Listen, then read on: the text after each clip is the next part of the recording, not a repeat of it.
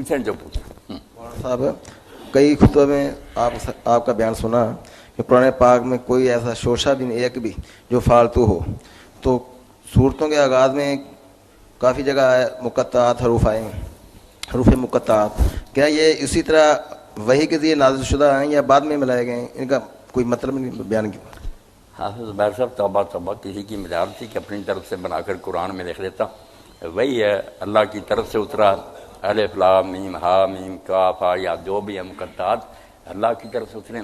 مگر اس بارے میں جو علماء اسلام نے یہ کہنا شروع کر دیا نا کہ اس کا معنی سوائے اللہ کے کسی کو معلوم نہیں. کچھ سے کہتے ہیں رسول اللہ کو بھی معلوم نہیں، کچھ کہتے ہیں نا یار یہ تو بات غلط ہوئی، اللہ نے پھر حضور کو بتایا کیوں؟ اگر آپ کو سمجھ نہیں ہے، انہوں نے اتنی مہربانی کی نہیں، اللہ رسول کے درمیان راز ہے، اللہ جانتا رسول جانتا اور کوئی نہیں جانتا.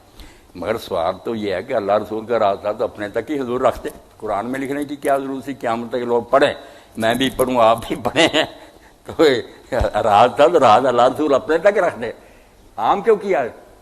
اور جواب دو کہ کیوں کسی نے سوال نہیں کیا؟ نہ کافر نے نہ مسلمان نے، آپ نے سب کو پڑھا. کہیں آتا کسی مسلم یا غیر مسلم نے کبھی یہ کہا کہ یا رسول اللہ ان کے کیا معنی؟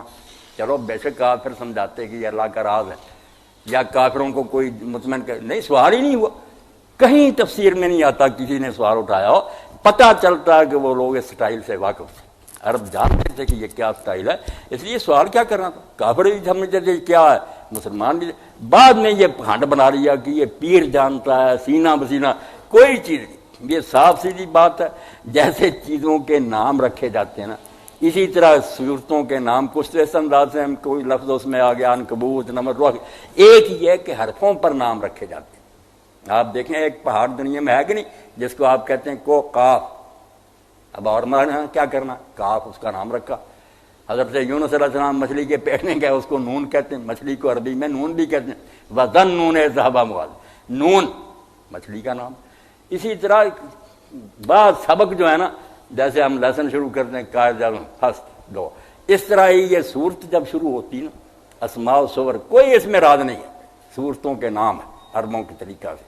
اسی لیے جو گروپ ایسا نا کہ اس کا مضمون ایک ہی چلتا جاتا، جو جیسے سب کے 1 2 3 ہوتا ہے نا، اس کے حصے ہوتے.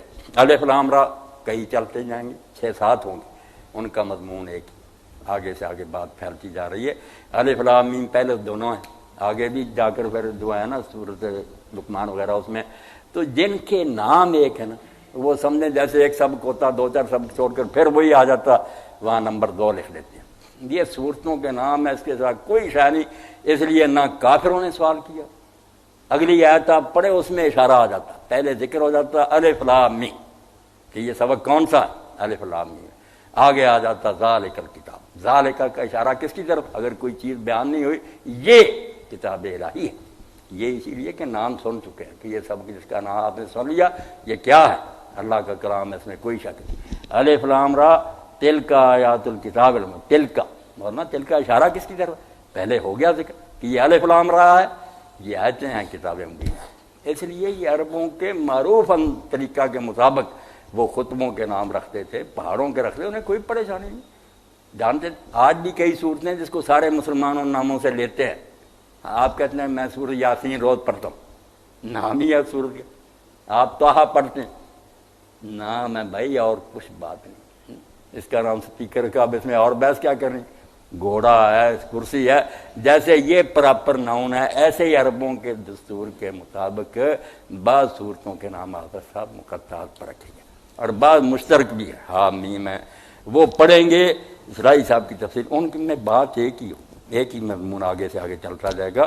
اس لیے ان کا نام بھی ایک الف لام میم ہے. کوئی الف لام را کئی آ